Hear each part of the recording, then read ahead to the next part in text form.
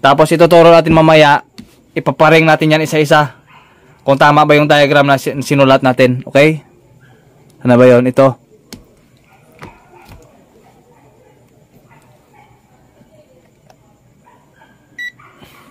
Okay? 12 volts. Yung 12 volts na yan, nag-in yan dito. Sa switching transistor ito. Ito na yan.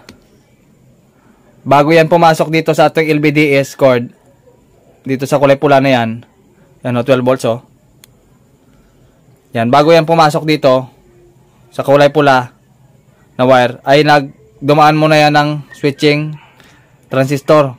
Kasi minsan nasisira itong switching transistor nito. Yan o, yan. Yung transistor na yan, ito. Ito yan o. Yun. 12 volts input. Ito nyo, 12 volts.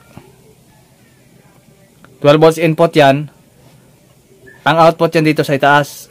12 volts din yan o. Ito nyo, sa taas yan. Ito na yan siya. Ito na yun o. Yung 12 volts na yan na nag-switch. Yan. Ito na yun. Yung 12 volts. Papunta na yung DC-DC. Dito na yun o. Yung kulay pula natin dito. Yan. Ito na yun. Yung kulay pula na yan na 12 volts yan. Positive 12 volts. Ito na yun. Dumaan ng fuse. Yan, makita ba dito? Yan, dumaan niya ng fuse. Ito. Yung kanyang fuse na 12 volts. Yan o, kita nyo? 12 volts. Yun. 12 volts yan. Tapos, dumaan niya ng VGH, VGL. Yung mga ano natin. So, saka na yan. Topic natin. VGH, VGL. Ito yung mga point yan. Yan, meron mga ano dyan, symbol ng point na VGL. Halimbawa ito, negative 5. Yun. Halimbawa ito, dapat buo yan, negative 5. BGL. Yan, negative 5. BGS naman, 27. Kita ba? Yan, 27 volts. Okay? So, saka na ito mga ka-DIY pag may mga trouble na ito. Importante may supply ito na 12 volts papunta ron. Yung mga sanhi naman ito kapag sira yung ating DC-DC. Kapag sira naman ito, minsan white screen or yung mga screen natin may problema. Flicker, mga ganon. Sa mga clocking signal din yon mga ka-DIY. Okay. Tatandaan nyo, ito yung 12 volts natin sa LVDS. Ito yung 3.3 kanina na standby sa memory. Input na 3.3 at saka 3.3 standby. Tatandaan nyo yung mga regulator na ganito, yung may tatlong paa at may ano ganito. Kung halimbawa nakasulat dito ay 1.2, halimbawa ganito, 1.2 yung supply. Kapag 1.8 din yung mari dito. Kailangan hindi bumagsak ng supply na ito. Yan. Kailangan hindi bumagsak at kailangan present ito sa mga sa mga regulator. Ganito mga regulator. Ito regulator. Minsan itong 1.8 at saka 3.3 isang IC lang. Yung tinapik natin nakaraan, yan. Gumagana lang ang 1.8 kapag ni-remote mo.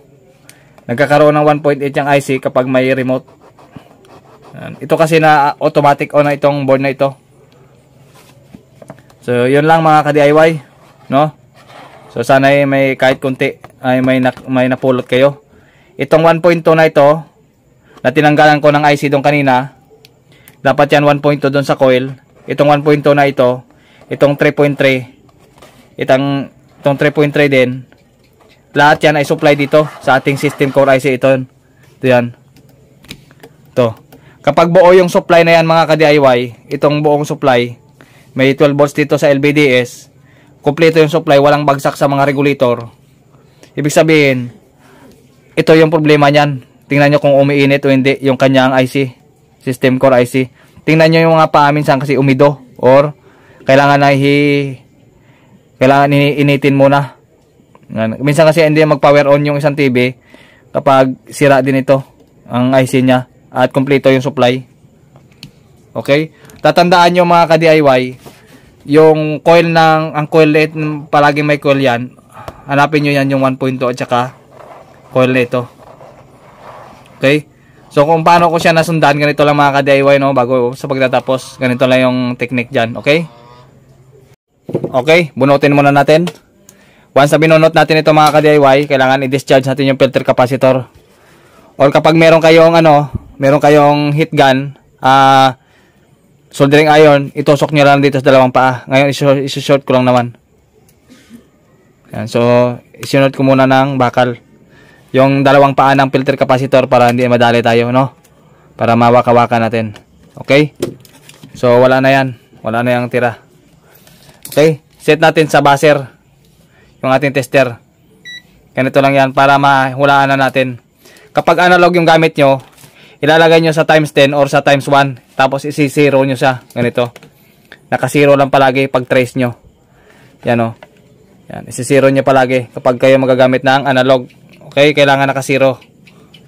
Naka-zero palagi. Adjust nyo na lang ito pag sa analog. Ngayon, para hindi na natin to mas kasi mas malaki. Ito lang gagamitin natin. Dapat punta kayo sa buzzer. Ito meron ding buzzer. May buzzer din tayo dito. Pero mas maganda ito, mas malakas yung buzzer nito. Ito yung gagamitin ko. Okay? Kung paano siya masundan at siya pumunta yung kung saan siya pumasok. Okay? Wait natin. So may buzzer tayo. Okay, buzzer. Yun, tumunog. Okay? Simula tayo sa secondary ngayon. Okay? Pakinggan nyo na lang kung saan siya pumunta. At yung diagram na ginawa ko, ganito lang yun. Ito 12 volts out, no? 12 volts output yan. Ngayon, hindi natin natapik itong backlight section. So dito na lang tayo. Itong 12 volts na ito, na tatlo. Ito yung tatlong filter niya. Bago pumasok sa regulator yan, dadaan ng filter. Ito bago ito tumapon dito sa coil, dadaan ng filter, tapos sa coil. Pagtapos ng coil, dadaan niya ng diode. Pagdaan ng diode, dadaan ng filter pa man. Pag may diode, may filter na.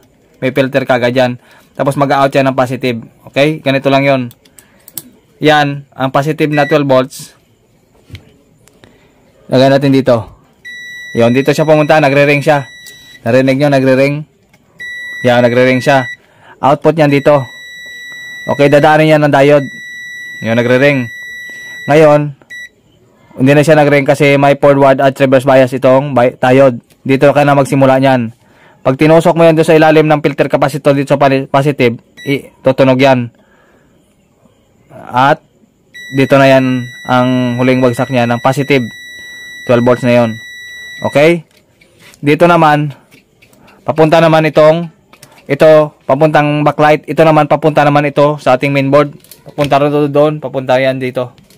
Okay, ganito lang yung technique dyan. Para makuha mo na, pag 12 volts ito, hahanapin mo yung regulator nito. Kung saan pumunta yung regulator nito na 12 volts, ganito lang yung technique dyan. Padadampiin mo yung mga regulator na malapit sa kanya. So, yun, hindi nag-ring. Ito. Yun, yan. Diyan siya nag-in. Yung 12 volts dito, nag-out yan. Nag-out yung 12 volts dito, nag-in yan dito sa kulay black natin na test probe. Ayun. Yan ang nagbabuzzer, di ba? Yan ang 12 volts. Ito yung IC na yan diyan siya pumasok. Kahit wala kang diagram, malalaman mo. Yan. Pag 12 volts, automatic may 5 volts yan. Yan. Diyan siya pumunta na IC.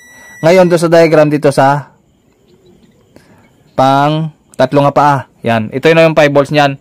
Ang 5 volts, tatandaan nyo, may coil yan. Ganito, back coil. Yung 5 volts, ito yon. Yan, nagre-ring. Naglipat tayo ng kabilang paa dito. Kita ba? Ilapit nga natin. Okay. So, yun. Ulit. 12 volts. Yun. Paglipat natin dito sa kabilang paa, hindi na natin yan ma-reading.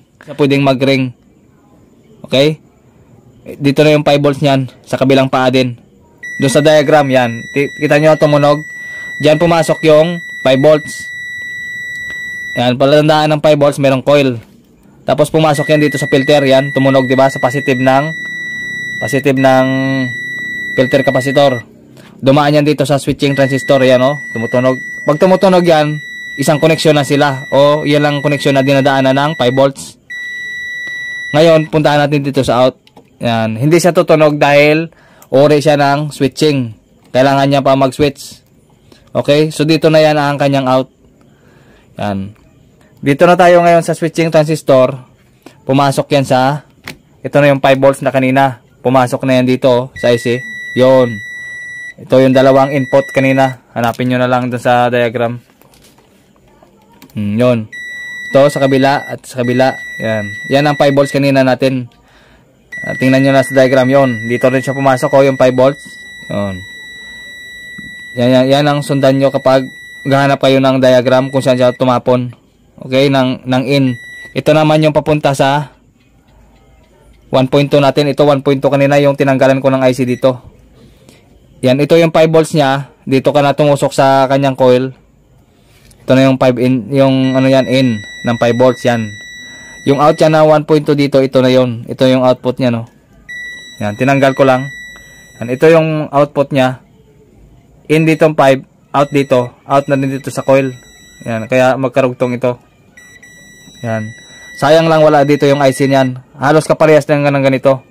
5 pin regulator IC. Tapos itong 5 na yon, ito yung coil na 5 pa rin. Pag sundan natin sa diagram do kanina, nag-in yan dito sa IC. Tusok ulit natin ha. Nag-in yan dito. Yon.